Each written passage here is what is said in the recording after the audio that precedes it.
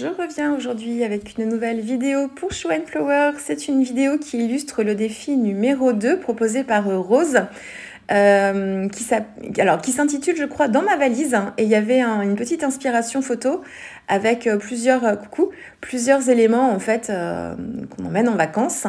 Donc moi je me suis laissée inspirer par les livres parce que je lis beaucoup pendant les vacances et du coup là, donc c'est la photo, je me suis inspirée de la photo. Alors vous inspirez de ce que vous voulez, enfin c'est des points de départ à la création, hein. Pas besoin voilà, de faire quelque chose avec toutes les photos non plus.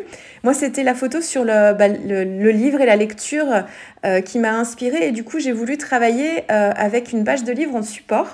Donc je vais vous montrer un petit peu comment je travaille ça. Je vais travailler avec les aquarelles Charvin aujourd'hui, que je découvre de plus en plus et que j'apprécie beaucoup. Pour leur lumière. Elles ont une finition qui est assez intéressante en fait, et on s'en rend compte rien que dans les godets quand bonjour Mickey, rien que dans les godets, rien à voir avec le thème. On peut aller à Disney aussi pendant les vacances, hein, mais c'est pas du tout le thème de cette page là. Elles ont en fait, quand les godets en fait sèchent dans notre petite palette, ils redeviennent brillants. Et pareil, quand on les utilise, quand on utilise une petite palette en céramique et qu'il nous reste un mélange dedans, quand le mélange est sec, il est super brillant en fait. Donc il y a une sorte de lac à l'intérieur qui est assez intéressante et qui donne une brillance à l'aquarelle, je trouve en tout cas. Alors avant de travailler, parce que je vais faire un fond aquarelle, avant de travailler dessus, donc je travaille sur des papiers, des feuilles de livres qui sont pas du tout des papiers pour l'aquarelle, qui sont des papiers fragiles, qui ne vont pas forcément supporter beaucoup l'eau, ou alors il faudrait, ils vont pas supporter l'eau, ou alors il faut pas, on peut les mouiller pour les travailler et les teinter par exemple, mais par contre une fois qu'ils sont dans l'eau, ensuite il faut les éponger, les laisser bien à plat et attendre que ce soit sec pour faire des collages par exemple par-dessus. Mais les travailler vraiment avec un pinceau dessus et travailler dans l'humide, c'est pas possible. Par contre, ce qu'on peut faire, c'est préparer le papier pour le rendre un petit peu plus résistant. Donc déjà, en termes de préparation, on peut doubler les épaisseurs. Donc là, c'est ce que je fais.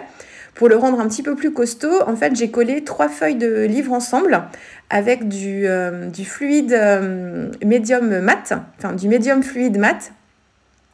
Vous pouvez utiliser alors de la colle en bâton. J'ai fait ça avec l'autre page, parce que je vais faire 2 pages avec vous ici. La colle en bâton, c'est que ça collera très bien votre papier. Par contre, quand vous allez l'humidifier ensuite, ça va avoir tendance à gondoler un petit peu, alors qu'avec le fluide médium, qu'il soit mat ou satin d'ailleurs, on n'a pas du tout cet effet-là en fait. Ça reste bien plat. Ça ne gondole, ça ne crée pas des bulles en fait d'air en dessous. Donc c'est quand même mieux. Si vous voulez le rigidifier un petit peu, vous pouvez utiliser de la colle vinylique plutôt que du fluide médium et vous aurez une meilleure tenue de votre papier. Moi, je voulais garder le côté un peu souple, donc je ne l'ai pas fait. Mais comme si vous pouvez prendre de la tacky-glue par exemple, alors il faut essayer de bien racler pour pas créer de bourrelet, mais la tacky-glue, quand vous collez en fait 2 pages ensemble, vous vous êtes sûrement rendu compte qu'après il y a un effet cartonné en fait, qui donne un côté plus résistant en fait, avec plus de tenue à votre page. Donc là vous pouvez le faire, du coup vous aurez quelque chose qui se tient un petit peu mieux. Et une fois que j'ai collé en fait mes pages ensemble, donc 3 pages ensemble, je suis venue en fait préparer mon papier avec du gesso transparent pour le protéger, qu'il soit un peu moins poreux et pour que ce soit plus facile de travailler avec l'aquarelle par-dessus.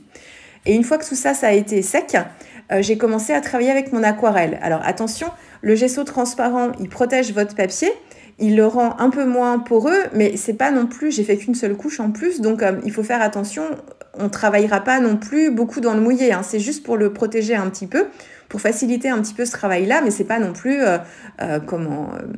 c'est pas non plus comme quand on travaille sur un papier, par exemple mix média, et qu'on le protège de gesso, ou quand on travaille sur un autre papier plus épais. Il faut faire attention, ça reste quand même assez fragile, hein. Donc j'ai travaillé avec les aquarelles dessus, donc j'ai travaillé avec le bleu de France pour le fond, pour le bas, et avec le peacock pour le haut.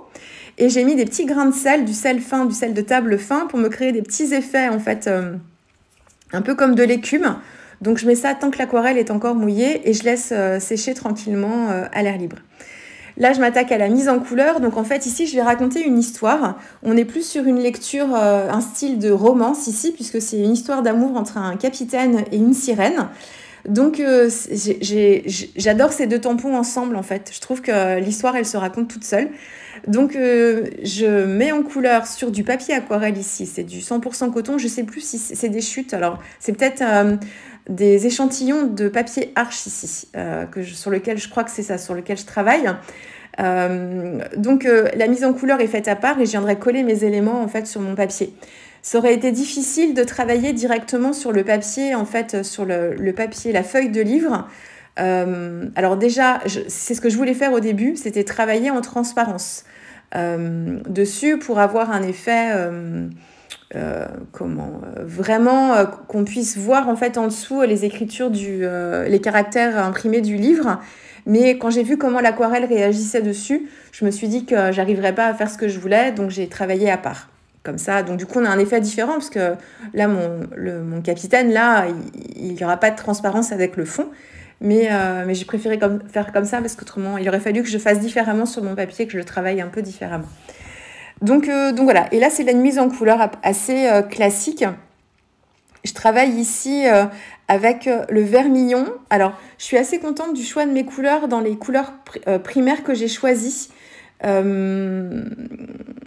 Parce qu'en fait, j'ai deux rouges. Alors, il n'y a pas de magenta.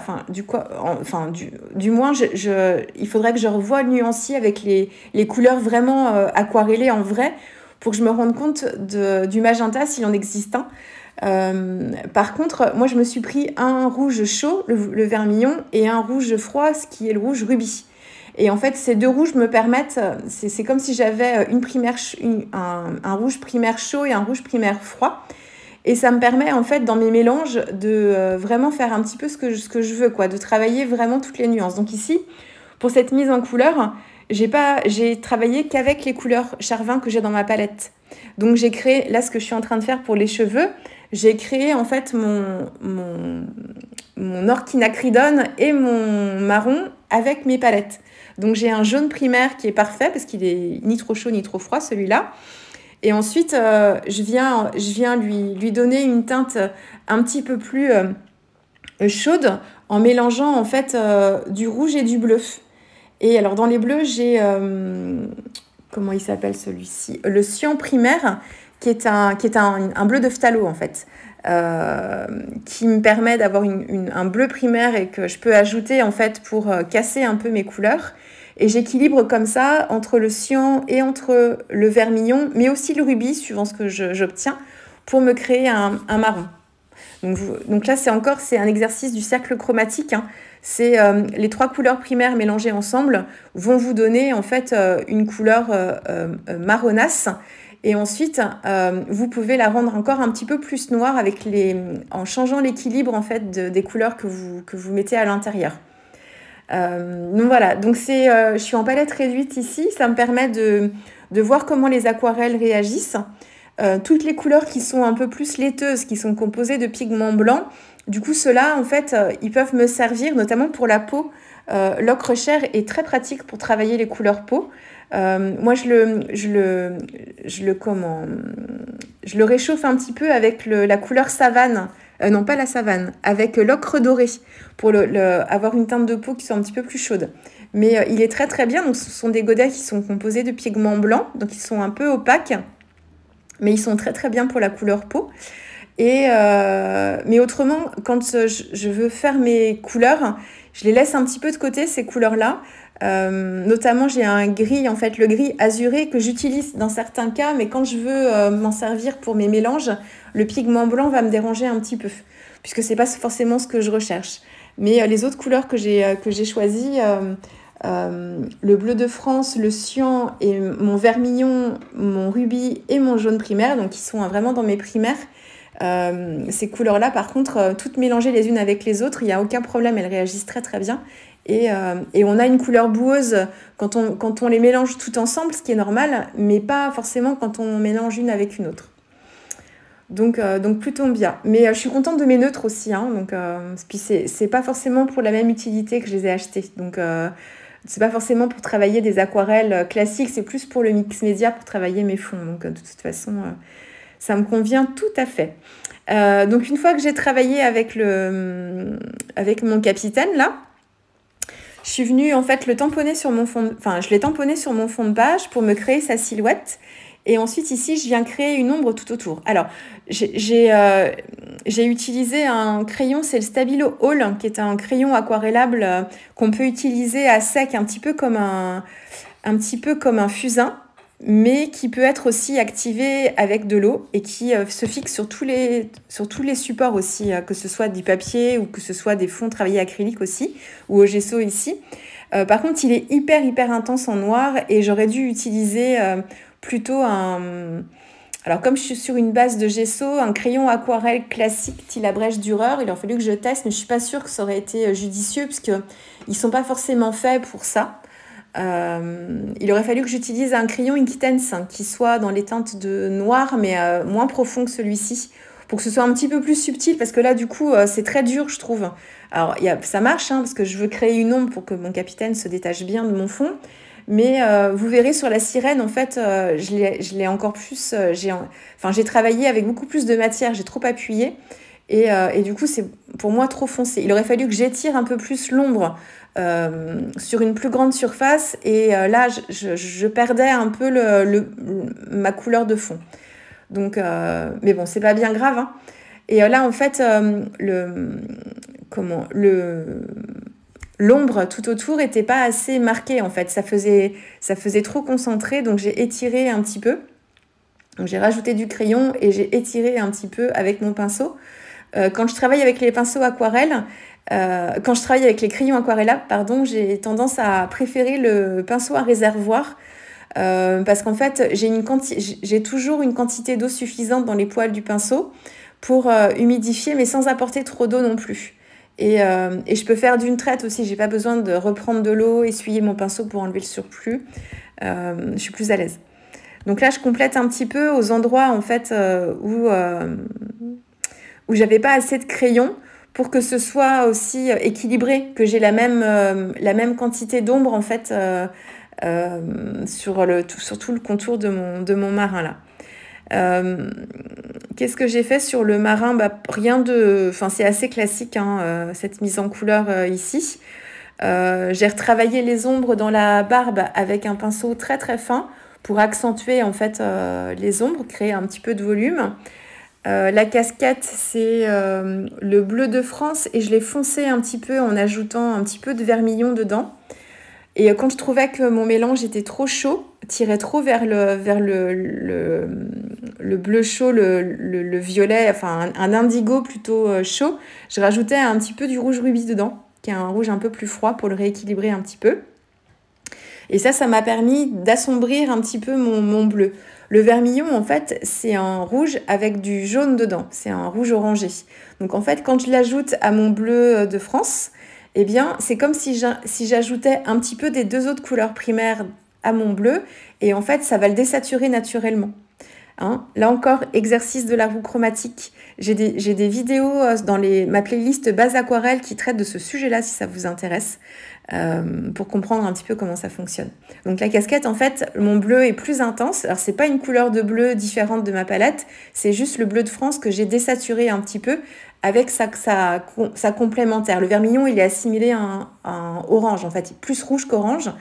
Et du coup, pour désaturer le bleu, c'est assez pratique. Pour ma sirène, alors la sirène, je la travaille à l'aquarelle ici, mais vous verrez à la fin, je la rehausse un petit peu parce que je trouve en fait, que, soit je l'ai pas assez intensifiée dans mes couleurs d'aquarelle, mais c'est surtout que je la trouvais assez fadasse, vous verrez à la fin, en comparaison de mon marin qui est plutôt... sa marinière au marin, elle est assez lumineuse en fait, avec ce rouge vermillon assez vif. Et en fait, du coup, ça faisait du vif à gauche, parce que je vais mettre le capitaine à gauche et j'ai présenté le capitaine à gauche et la sirène à droite. Et je trouvais que ma sirène, en fait, elle était fade par rapport à mon capitaine. Donc, je vais la retravailler en fait par-dessus avec d'autres médiums, vous allez voir. Mais là, c'est un peu comme une base de travail ici. Donc, alors les sirènes, je ne peux pas m'empêcher de les faire comme ça, c'est-à-dire de les travailler avec des dégradés de bleu, de vert jusqu'au bleu. Ce qui me manque juste ici, d'habitude, j'utilise aussi un petit peu il y a un petit peu de violet dedans. Donc, je rajoute un petit peu de rouge d'habitude pour travailler mes sirènes. Ici, c'est pas le cas. Je suis restée dans les bleus, mais j'utilise encore une fois le bleu de France, qui est un bleu plutôt chaud. Donc du coup, voilà, on a un petit peu une nuance de rouge dedans, mais ça, c'est subtil. Hein. C'est votre œil qui va s'habituer au fur et à mesure à ces histoires de température, de couleur. Donc voilà, la couleur peau est travaillée avec l'ocre chair et une pointe d'ocre doré aussi. C'est l'ocre doré. C'est l'ocre doré chair, je crois que c'est ça le nom de cette couleur. Je me relis pas bien. Oui, c'est ça. L'ocre doré chair. Donc, c'est que des couleurs Charvin ici. Hein. J'ai pas du tout sorti, je pense pas. Non, j'ai voulu vraiment me forcer à travailler mes mélanges. Donc voilà, c'est que les aquarelles Charvin dans la palette que vous voyez ici. Donc les cheveux, voilà, je travaille avec des mélanges pour avoir des nuances de marron, et puis j'ajuste comme ça au fur et à mesure. Qu'est-ce que je suis en train de faire ici? Vous voyez, le heat gun est souvent à portée de main quand même. Hein. Là, je travaille sur des petits motifs. Je travaille pas spécialement dans le mouillé. Donc, quand je veux faire des couches sur couches, il est toujours à côté de moi parce que je l'utilise assez souvent. Le couche sur couche, ça permet d'intensifier aussi vos couleurs. Si vous trouvez que vos aquarelles sont assez fades, eh bien, ou qu'elles ont un côté un petit peu délavé, c'est que, alors, soit vous travaillez avec un peu trop d'eau, ce qui n'est pas un problème en soi, parce qu'il vaut mieux travailler avec trop d'eau et refaire des couches que travailler trop foncé dès le début, parce que vous aurez du mal à rééclaircir derrière. Ce que vous pouvez faire, si vous trouvez que c'est un petit peu fade, c'est refaire des couches. Et l'ajout de couches va intensifier, en fait, au fur et à mesure votre réalisation. Donc ça, c'est possible ici. Moi, ce qui me manquait, en fait, c'est... pour moi, la sirène, il y a le côté magique, un peu féerique, et il faut que ça brille. Et il me manquait de l'éclat, en fait, sur cette réalisation. Donc, je vais en ajouter. J'ai retravaillé les détails de la queue avec un pinceau très, très fin. Et je suis venue redessiner un petit peu le motif du tampon. Là, je le fais avec mon crayon. Donc, c'est un crayon gel Pilot noir pour redessiner les contours de mon tampon. Je le fais que sur le haut ici parce qu'en fait, j'ai pas travaillé encore le rocher. Et comme c'est un crayon qui n'est pas permanent, du coup, si je travaille tous mes contours de tampon direct, enfin maintenant, je prends le risque de faire bouger en fait mon crayon quand je vais travailler mon rocher. Alors, c'est pas très grave parce que le rocher, je le travaille assez foncé, mais puis dans des teintes plutôt noires. Là, j'ai sorti mes Daniel Smith par contre pour le rocher, pour la granulation. Mais je voulais pas prendre le risque de faire baver mon trait sur la sirène. Donc, je fais que le haut parce que le haut, du coup, j'ai terminé. Je vais pas retravailler, je vais détourer mon tampon après. Mais sur le bas, j'attends un petit peu. Mais oui, j'ai retravaillé les détails de la queue de sirène avec un pinceau très très fin. Et je reviens aussi faire sur la queue, il y a un détail aussi dans le tampon avec des traits ondulés, des ondulations que je viens refaire avec mon pinceau aussi pour ajouter un petit peu de détail. Et donc là, je travaille le rocher. Donc le rocher, c'est... Alors là, je suis partie avec mes Daniel Smith parce que je voulais de la granulation. C'est ce que je vous ai beaucoup proposé sur mon petit carnet, en fait, de l'année dernière. J'avais travaillé la thématique du bord de mer aussi et j'avais fait plein de réalisations avec des galets à l'époque et j'avais travaillé avec la quinite véritable de Daniel Smith beaucoup. Donc là c'est ce que j'ai fait en base et ensuite mais la granulation est pas non plus faux folle parce que j'ai pas travaillé beaucoup dans le mouillé. Et puis là, il me restait plus beaucoup de temps pour finir ma réa, donc je suis allée au plus rapide aussi, pour tout vous dire. Mais j'ai un effet quand même assez intéressant sur le rocher. Donc, quinite véritable, et ensuite, c'est le noir lunaire de Daniel Smith aussi, qui est un oxyde de fer noir. Donc lui, il s'appelle noir lunaire chez Daniel Smith, mais il peut s'appeler noir de Mars dans d'autres marques. C'est le pigment oxyde de fer et qui granule beaucoup aussi, que j'ai utilisé pour assombrir un petit peu. Donc une fois que tout ça, ça a été fait, je tamponne mon motif sur mon fond de page que j'avais retravaillé avec de l'aquarelle, tout pareil que pour le capitaine, petit grain de sel aussi fin pour travailler les effets. Et ensuite, je suis venue faire le contour, encore une fois, avec le stabilo pour retravailler l'intensité. Donc là, je colle ma sirène. Donc j'ai déchiré le bas de mon tamponnage. En fait, j'ai détouré un petit peu la queue pour qu'elle dépasse. Et j'ai déchiré en fait le bas de mon rocher pour avoir... faire une meilleure transition en fait avec mon détourage collé sur mon fond de page pour qu'il y ait une transition entre le bas de ma mise en couleur et mon fond de page, parce qu'autrement j'aurais découpé au ciseau et je voulais pas de bord net et ni de bord un peu ondulé. Je trouve que le côté déchiré, quand on ajoute en fait des tamponnages qui n'ont pas de bord délimité en fait dans le bas, je trouve que ça permet une meilleure insertion en fait sur la page.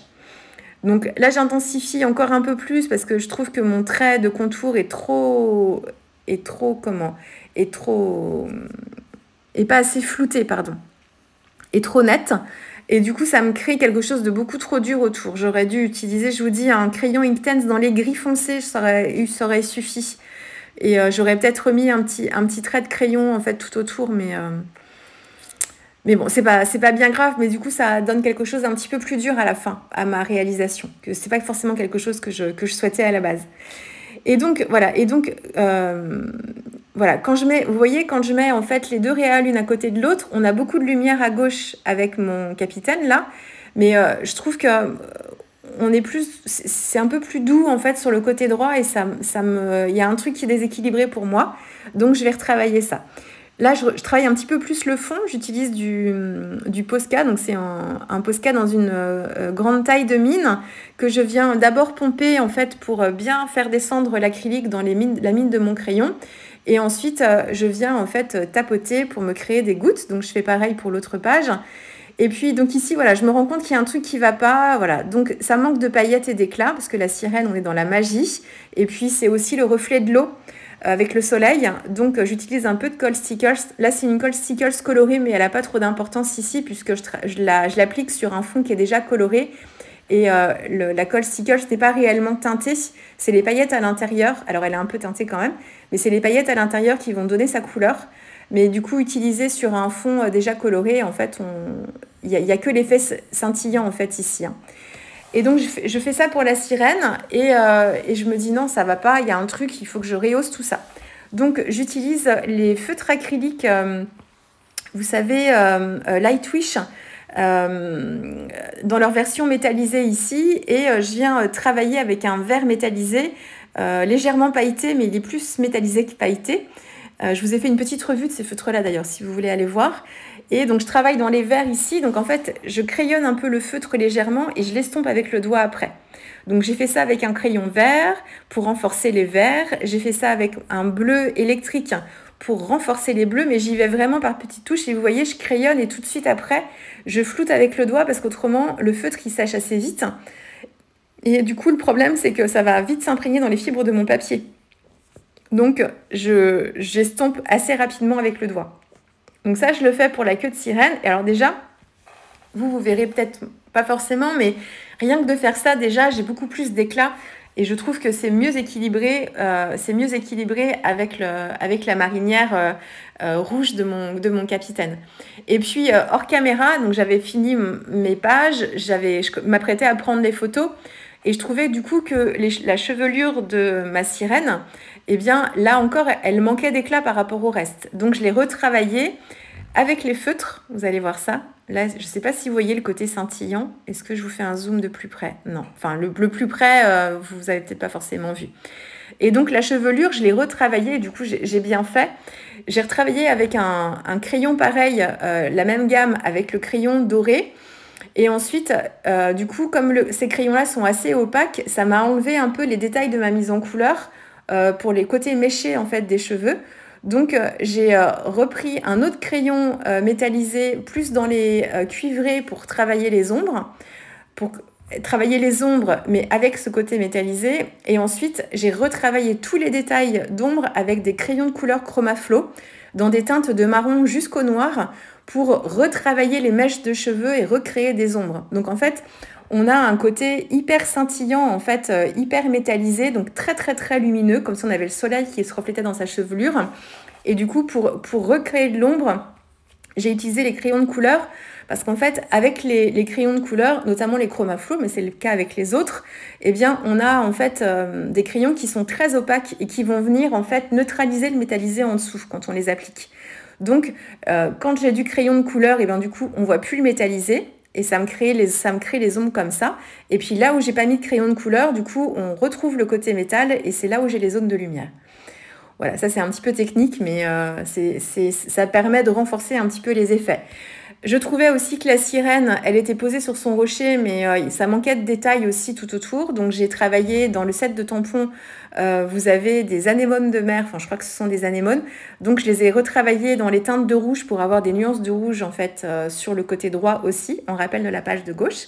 Et puis voilà ma petite histoire de vacances. Donc on est dans la romance ici, entre un capitaine et la sirène. Donc on est dans une romance aussi, dans un côté un petit peu mystique et un petit peu féerique avec cette sirène. Voilà, j'espère que cette page vous aura plu. Et puis nous, on se retrouve très vite avec une prochaine vidéo pour Shoe & Flower. Au revoir.